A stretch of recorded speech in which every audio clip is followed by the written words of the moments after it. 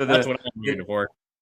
the good number to remember is just if you were to take 60, what it really comes down to, because you're taking a percentage of a percentage, is it's 32.5%. So if you can just remember 33%, right, which is one third, two thirds, you're going to take one third and you're going to set that aside. Then you're going to take your pity, right, principal, interest, taxes, and insurance. What does my debt service look like? That is going to lead the only other occurrences that are going to come up is if your house is in an HOA, you're going to have to pay that. If you've agreed to take care of utilities or lawn care or anything like that in your lease agreement, you're going to need to take care of that. Other than that, there are no expenses. So take your rent times 0.66 equals how much you're actually going to be collecting after you've saved some money, minus your debt service, principal, interest, taxes, and insurance is taken care of. Most people aren't having an HOA. Most people don't agree to pay for their utilities or their lawn care or anything like that. That is your net cash flow. And as long as that net cash flow is positive, I'll do the deal. Mm-hmm. I don't care if it's $20. I'll do the deal. Really? You wouldn't care if it was $20? That's interesting.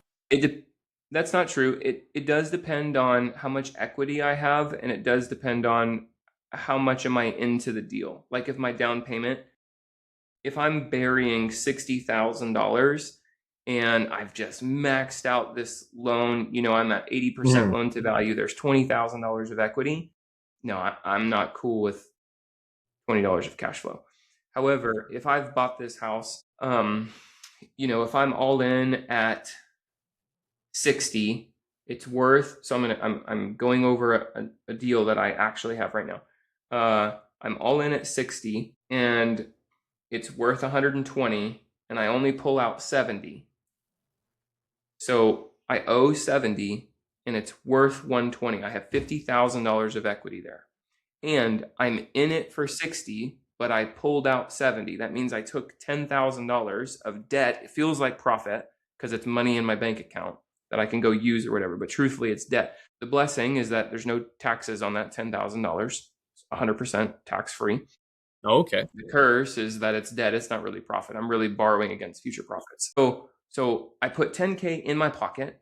I have $50,000 of equity, and my loan to value is 70 over 120. I'm at 58% loan to value. Would I take a cash flow of $20 on that? The answer is yes, because I'm going to be able to ride the appreciation of that house as the value goes up. That's going to create equity. That's going to create spread between what is my UPB, my unpaid principal balance on that mortgage is going to go down, down, down, down, down as the renter pays down my mortgage. And the property value goes up, up, up, up, up. It's going to be 120 this year, and the next year it's going to be 125, and the year after that it's going to be 132, and the year after that it's going to be 140. Well, this unpaid principal balance on the loan goes down, down, down. So this is the equity, right? I like that because I'm already starting off with $50,000 of equity. Next year it'll be $60,000 of equity. The year after that it'll be $75,000 of equity, so on and so forth.